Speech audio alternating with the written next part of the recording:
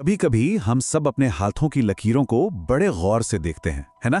ये सोचने की कोशिश करते हैं कि आगे क्या होने वाला है, हमारा कल क्या होगा। ये हम इंसानों की एक बहुत ही आम सी आदत है। लेकिन क्या सच में हमारी किस्मत इन लकीरों में कैद है या फिर हमारे हाथों से किए गए कर्मों में? आज की हमारी इस चर्चा में हम अष्टावक्र के एक बेहद प्राचीन लेकिन बिल्कुल क्रांतिकारी दर्शन को डिकोड करने वाले हैं। एक ऐसा दर्शन जो जिंदगी और हमारे कंट्रोल करने की आदत को देखने का पूरा नजरिया ही पलट कर रख देगा। तो चलिए बिना किसी देरी के सीधे इस दिलचस्प सफर पर निकलते हैं। अब देखिए, ये एक बहुत ही पुरानी, सदियों से चली आ रही एक उलझी हुई पहेली है। नियति यानी डेस्टिनी बनाम हमारी अपनी स्वतंत्र इच्छा। अगर इस पूरे ब्रह्मांड में सब कुछ पहले से ही एक मास्टर प्लान के तहत तय है, अगर जो होना है वो होकर ही रहेगा, तो फिर हमारे रोज के ये संघर्ष, हमारी मेहनत और हमारे कर्मों का आखिर क्या मतलब है? ये सवाल सुनने में जितना बेसिक लगता है, असल में ये उससे कहीं ज्यादा गहरा है। हम जिस समाज में रहते हैं ना, वो एक बहुत ही अजीब से विरोधाभास के साथ जीता है। एक तरफ हमें बचपन से सिखाया जाता है कि जैसा बोगे वैसा काटोगे, मतलब हमारे कर्म ही हमारा भविष्य तय करते हैं। लेकिन दूसरी तरफ उसी पक्के विश्वास के साथ ये भी कहा जाता है कि ऊपर वाले की मर्जी के बिना तो एक पत्ता भी नहीं हिल सकता।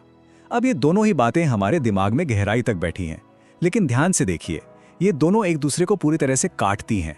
यही वो सबसे बड़ा पैराडॉक्स है जिसे आज हम यहाँ सुलझाने वाले। तो फिर बात यहाँ आकर अटकती है कि अगर सब कुछ भगवान ही कर रहे हैं तो हमारे कर्मों की क्या वैल्यू है? और अगर हमारे कर्म ही हमारी तकदीर लिख रहे हैं तो फिर भगवान ऊपर बैठकर कर क्या रहे हैं? क्या वो बस स्टेडियम में बैठे किसी दर्शक की तरह हमारी हार और जीत का तमाशा देख रहे हैं? इस पारंपरिक सोच पर सवाल उठाना बहुत जरूरी है, क्योंकि ठीक यहीं से अष्टावक्र का ज्ञान एकदम नया पैराडाइम शिफ्ट लेकर आता है।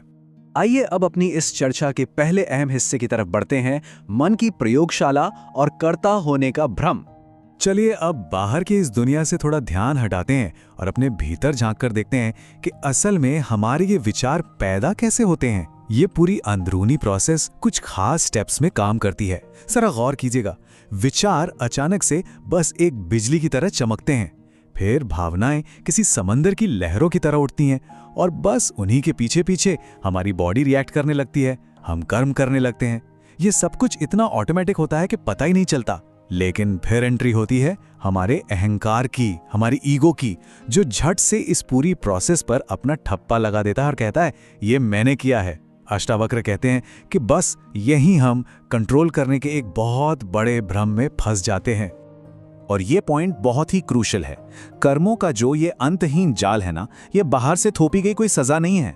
ये जाल ठीक उसी सेकंड बुना जाता है जब हम उस नेचुरल ऑटोमेटिक फ्लो को मुट्ठी में पकड़ने की कोशिश करते हैं और उसे मेरा कह देते हैं। जैसे ही हमारा ईगो कहता है मैं करता हूं, मैंने ये किया है, हम तुरंत उस कर्म के अच्छे या बुरे नतीजे भुगतने के लिए मजबूर हो जाते हैं। और सच कहें तो यही हमारे सारे दुखों की सबसे बड़ी जड़ है। अब आते हैं दूसरे अहम हिस्से पर, ईश्वर की एक नई परिभाषा जो 7वें आसमान से कहीं परे है। जब हम ये बात समझ जाते हैं कि ये कर्तापन यानी सब कुछ खुद करने का भाव सिर्फ एक भ्रम है, तो जाहिर सी बात है मन में सवाल उठेगा ही कि फिर ईश्वर कौन है। देखिए, ईश्वर कोई बहुत सख्त जज नहीं है जो ऊपर बैठकर किसी डायरी में हमारे पाप और पुण्य नोट कर रहा है ताकि बाद में हमें सजा या इनाम दे सके। अष्टावक्र जो सच्चाई बताते हैं वो इसके बिल्कुल उलट है। ईश्वर दूर बैठा कोई इंसान नहीं है, बल्कि वो एक बिल्कुल साफ शुद्ध कैनवास है, एक ऐसा बेस जिस पर यह सब कुछ घटित हो रहा है। तो अष्टावक्र भगवान को आखिर डिफाइन कैसे करते हैं? उनका कहना है कि भगवान कोई व्यक्ति, रूप या वस्तु नहीं है। भगवान दरअसल वो शुद्ध चेतना है, वो प्योर कॉन्शियसनेस है जिसमें ये पूरा का पूरा ब्रह्मांड, हमारी ये पूरी जिंदगी ठीक वैसे ही चल रही है जैसे रात को हम नींद में कोई सपना देखते हैं। अब जरा सोचिए, सपने में जब हम दौड़ते हैं तो हमें डर लगता है, पसीना आता है, लेकिन जागने पर क्या पता चलता है कि हम तो बस अपने बिस्तर पर बड़े आराम से लेटे हुए थे। हमारी चेतना भी ठीक उसी बिस्तर की तरह बिल्कुल शांत और अछूती रहती है। इस कंसेप्ट को समझने के लिए सिनेमा के पर्दे वाला एग्जाम्पल बहुत ही कमाल का है। इमेजिन कीजिए, एक सिनेमा हॉल में सफेद पर्दे पर कोई फिल्म चल रही है। फिल्म में भयंकर आग लगी हुई है, सब कुछ जल रहा है, लेकिन क्या वो सफेद पर्दा असल में कभी जलता है? या मान लीजिए फिल्म में भयानक बाढ़ आ गई, नदियां उफान पर हैं, लेकिन क्या वो पर्दा कभी एक बूंद भी गीला होता है? बिल्कुल नहीं, है ना?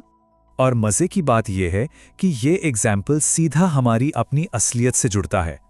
यहाँ जो पर्दा है ना, वो है शुद्ध चेतना, यानी कि ईश्वर, और जो फिल्म उस पर चल रही है वो है हमारी जिंदगी, हमारे रोज के कर्म, हमारे स्ट्रगल्स। अगर अल्टीमेट ट्रूथ के लेवल पर देखें तो जिंदगी सिर्फ उस अनंत चेतना के पर्दे पर चलने वाला एक फ्लो है, एक कहानी है। चेतना हमारी लाइफ की किसी भी घटना से अछूती ही रहे। तो चलिए अब आगे बढ़ते हैं और अपने तीसरे विषय पर बात करते हैं, प्रार्थना का वास्तविक उद्देश्य क्या है। अब यहाँ एक लॉजिकल सवाल आता है, अगर ईश्वर हमारे कर्मों का खाता बही नहीं रख रहा है तो फिर हम जो रोज सुबह शाम हाथ जोड़कर प्रार्थना करते हैं उसका क्या मतलब रह जाता है।